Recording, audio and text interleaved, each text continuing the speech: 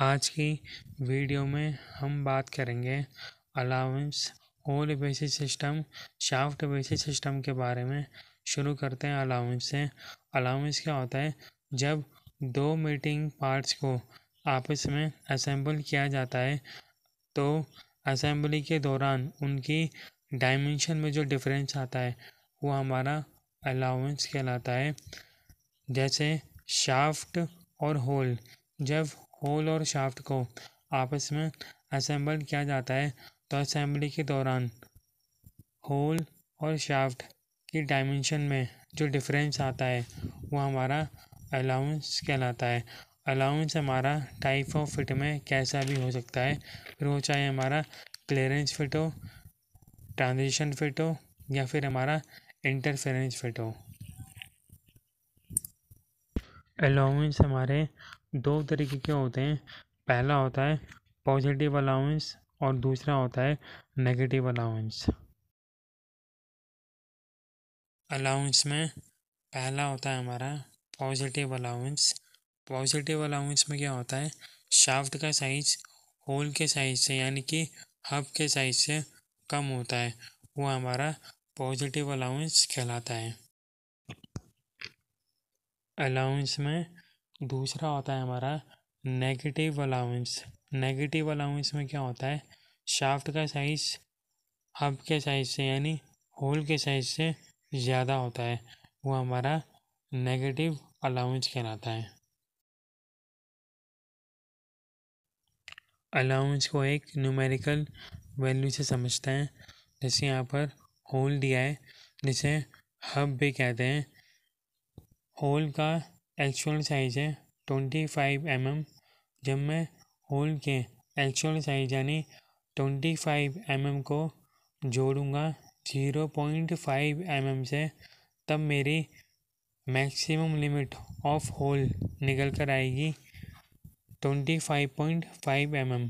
इसी तरीके से जब होल के एक्चुअल साइज यानी कि 25 mm को माइनस करेंगे 0.2 mm से, तब हमारी लोअर लिमिट ऑफ होल निकल कर आएगी 24.8 mm। इसी तरीके से दूसरी तरफ शाफ्ट दिया है।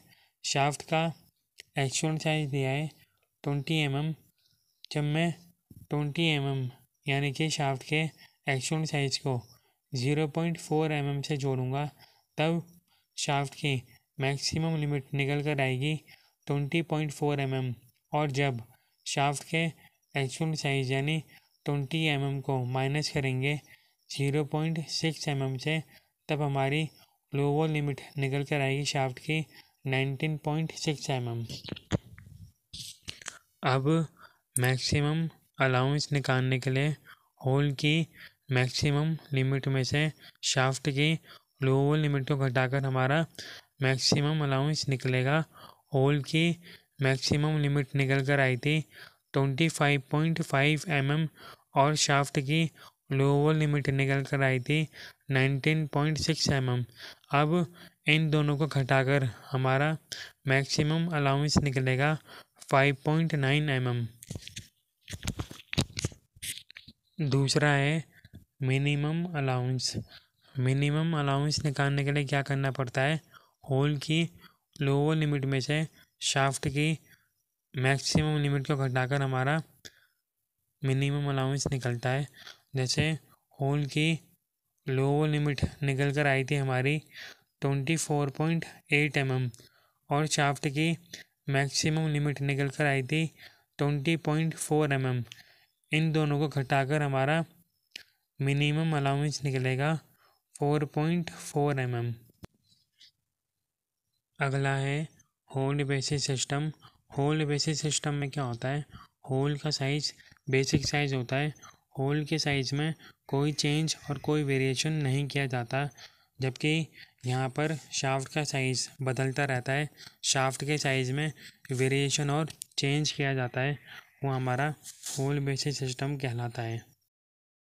होल बेसिस सिस्टम में होल का फंडामेंटल डेविएशन कैपिटल एच से दिखाया जाता है।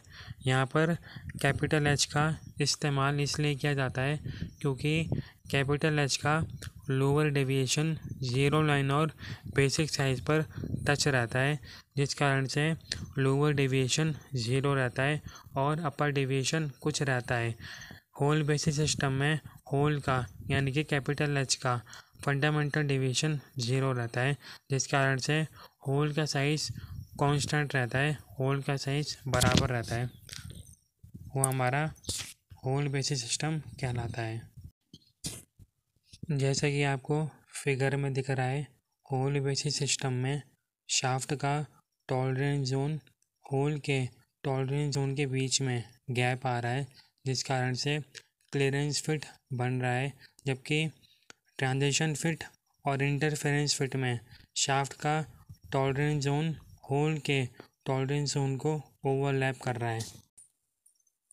जैसे कि फिगर में दिया है, ए से लेकर एच तक स्मॉल लेटर में शाफ्ट का फंडामेंटल डेविएशन और ज़ीरो लाइन के बीच में गैप आ रहा है, जो कि क्लियरेंस फिट है। जबकि जे से लेकर एन तक और पी से लेकर जेड तक स्मॉल लेटर में शाफ्ट का फंडामेंटल डेविएशन और टॉलरेंस जोन ज़ीरो लाइन को ओवरलैप कर रहा है, जिस कारण से यहाँ पर ट्रांजिशन फिट और इंटरफेरेंस फिट बन रहा है। अगला है हमारा shaft basis system. Shaft basis system में क्या होता है, शाफ्ट का साइज़ कांस्टेंट रहता है, शाफ्ट का साइज़ बेसिक साइज़ होता है, शाफ्ट के साइज़ में कोई वेरिएशन और कोई चेंज नहीं किया जाता, जबकि यहाँ पर होल का साइज़ बदलता रहता है, होल के साइज़ में वेरिएशन दिया जाता है, वो हमारा शाफ्ट बेसिस सिस्टम कहलाता है।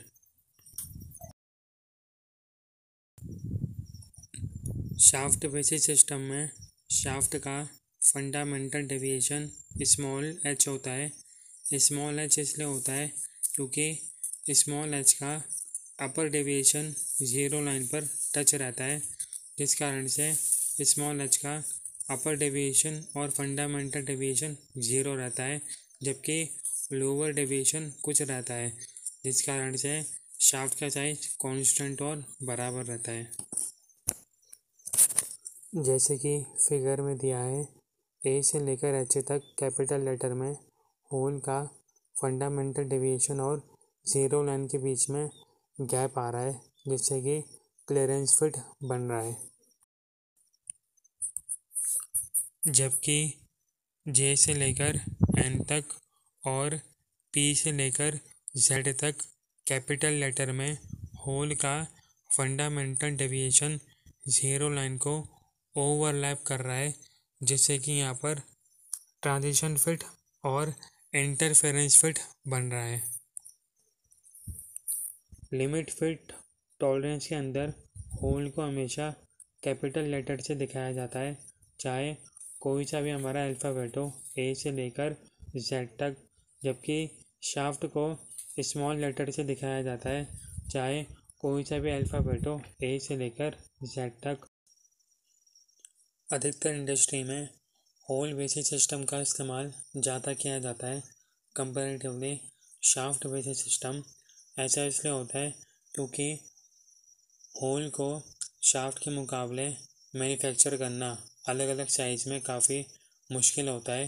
होल को अलग अलग साइज़ में मैन्युफैक्चर करना और होल को अलग अलग साइज़ में होल के टॉलरेंस को लोकेट करना काफ़ी मुश्किल होता है, क्योंकि होल को डिफरेंट साइज़ में मैन्युफैक्चर करने के लिए हमें डिफरेंट साइज़ के ड्रिल बिट की ज़रूरत पड़ती है, जिससे कि होल को डिफरेंट साइज़ में मैन्युफैक्चर करना काफ़ी कॉम्प्लेक्स हो जाता है। यही कारण है कि हम होल के साइज़ को कांस्टेंट रखते हैं और शाफ्ट के साइज़ में वेरिएशन देते हैं, यानी कि शाफ्ट के साइज़ को हम अलग अलग साइज़ में मैन्युफैक्चर करते हैं, क्योंकि शाफ्ट को मैन्युफैक्चर करना होल के मुकाबले काफ़ी आसान होता है। यही कारण है कि अधिकतर इंडस्ट्री में होल बेसिस सिस्टम का इस्तेमाल ज़्यादा किया जाता है कंपैरेटिवली शाफ्ट बेसिस सिस्टम। इसके अलावा होल को अलग अलग साइज़ में मैन्युफैक्चर करने के लिए होल को अलग अलग साइज़ में होल के टॉलरेंस को लोकेट करने के लिए हमें डिफरेंट टाइप्स के मेजरिंग इंस्ट्रूमेंट्स की ज़रूरत पड़ती है, जिससे कि मैन्युफैक्चरिंग की कॉस्ट और टाइम दोनों बहुत बढ़ जाता है। जबकि शाफ्ट को टर्निंग ऑपरेशन से शाफ्ट के साइज़ में वेरिएशन देके अलग अलग साइज़ में शाफ्ट को मैन्युफैक्चर करना काफ़ी आसान होता है। इसके अलावा आप मेरी पार्ट 1 वाली वीडियो देख सकते हैं, जिसमें मैंने लिमिट फिट टॉलरेंस के बारे में बताया है। साथ में आप मेरी पार्ट 2 वाली वीडियो भी देख सकते हैं, जिसमें मैंने डेविएशन, फंडामेंटल डेविएशन और टॉलरेंस जोन के बारे में बताया है। उसका लिंक आपको डिस्क्रिप्शन बॉक्स में मिल जाएगा, आप वहां पर जाके उसे चेक कर सकते हैं।